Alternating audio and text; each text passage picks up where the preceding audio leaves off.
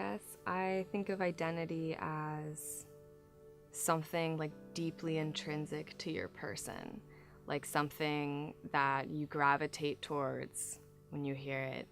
I guess it's so fluid depending on which types of identities you're talking about, but I think it's just something that's like deeply a part of you.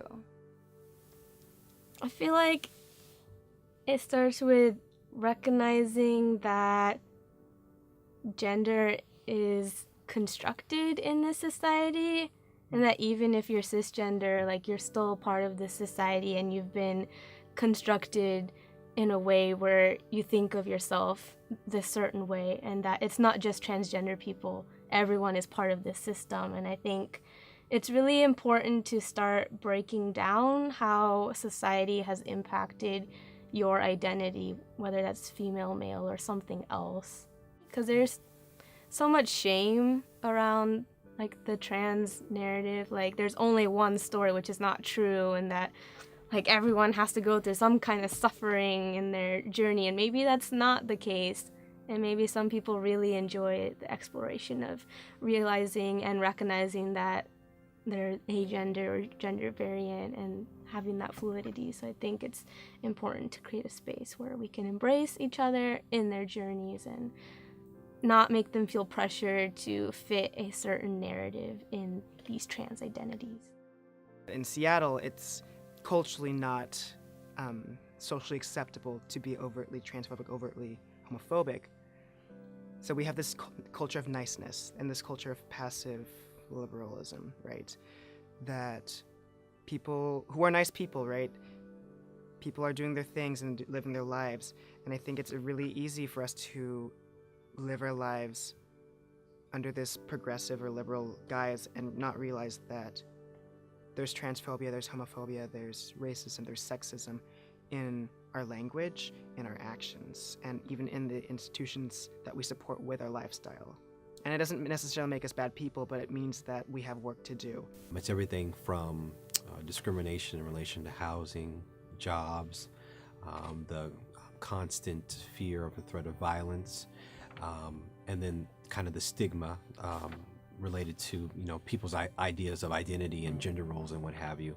For me, as someone who's male, I need to work on being aware of when I am trying to do work and try to assert my dominance, or try to assert my rightness, or try to just be the best, because that even can be me perpetuating some oppressive cycles, even as I try to do good work. There is a culture of violence that's really being perpetuated by, well, straight males for the most part.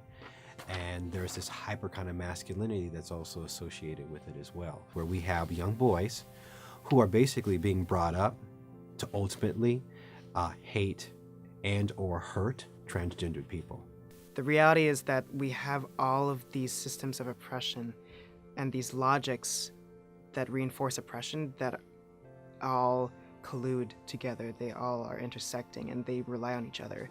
If we really want to talk about trans liberation, we also need to talk about racial liberation. We also need to talk about an end and a liberation for men, liberating people who are gendered as and identify as male from masculinity.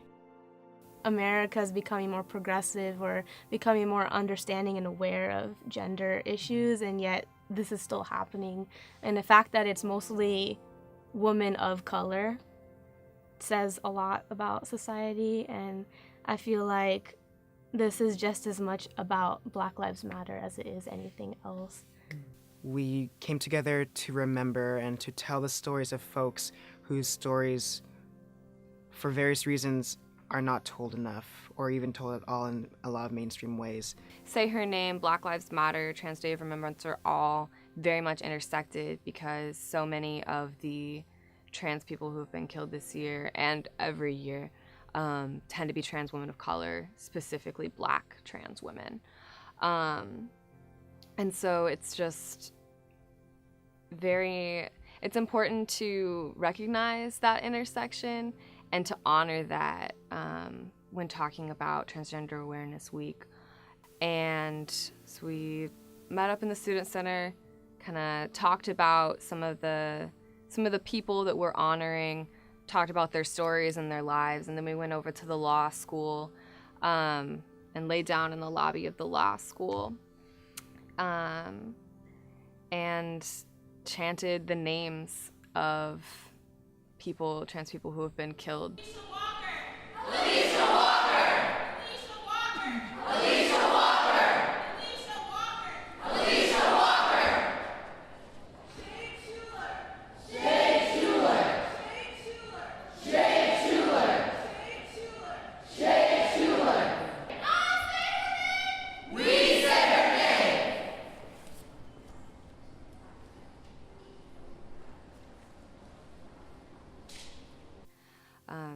So doing it in the law school, bringing that to the attention of future lawyers and future judges was really the point of that die-in. And we stayed there for, I don't know if it was actually a long time, but it felt like a long time.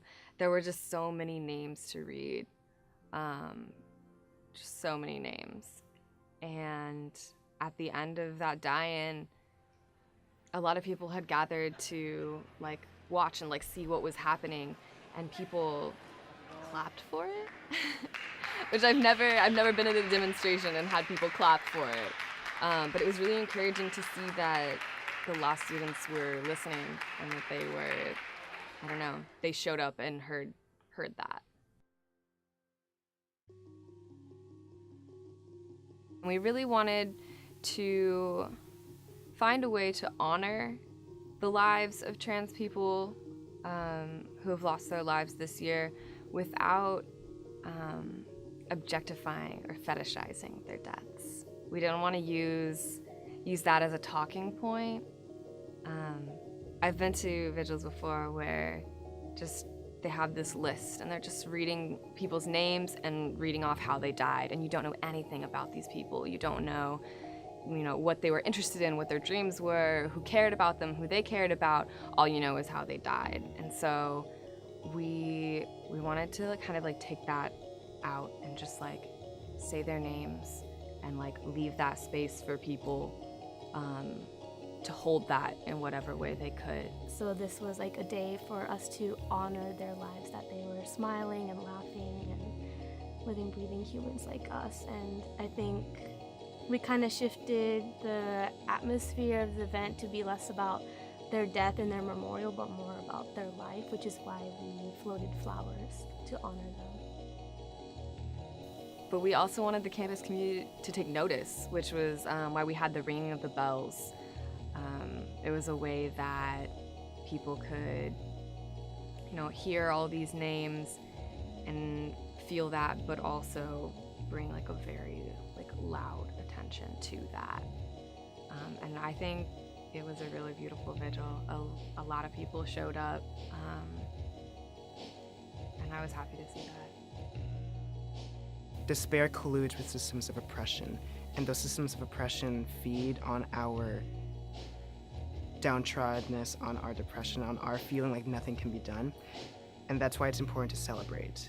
If we want to work on transphobia, we also need to work on everything else, right? We need to work on racism, we need to work on homophobia, we need to work on how we treat the earth and how we treat others and how we treat the disabled community, because they're all intersecting. The thing I think that I try to emphasize in my work is for people to use their imagination. I think there's a little bit of an imagination deficit in this country where people get stuck because then they go, well, I don't know what to do. And you do know what to do.